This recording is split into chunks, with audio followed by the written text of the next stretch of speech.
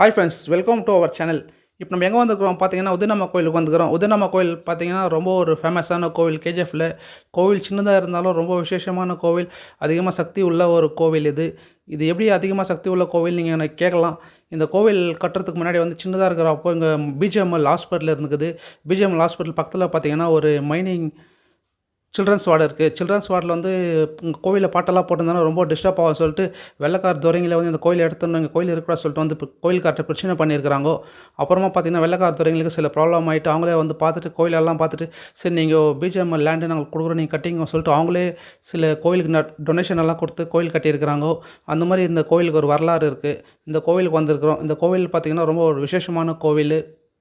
உதயநாம கோவில் champion railway station பின்புறம் இருக்கும். இந்த ஸ்டேஷன் பின்புறம் இருக்கக்கூடிய உதயநாம கோவிலில் வந்து ஆடி மாதம் 5 வெள்ளியும் நம்ம கவர் பண்ணியிருக்கோம். நம்ம யூடியூப் சேனலில் போட்டுருக்கிறோம். இந்த கோவிலில் பார்த்திங்கன்னா ரொம்ப விசேஷமானது. ஆடி மாதம் 5 வெள்ளியும் நல்லா பூஜை பண்ணியிருந்தாங்க. 5ஆம் வெள்ளிக்கு வந்திருக்கிறோம். கோவில் எப்படி பூஜை பண்ணுறாங்க அன்றைக்கி பார்த்திங்கன்னா வரலட்சுமி விரதம் இருந்துச்சு. சரி அந்த கிராண்டாக பண்ணுவாங்க சொல்லிட்டு பார்க்கலான்னு வந்திருந்தோம்.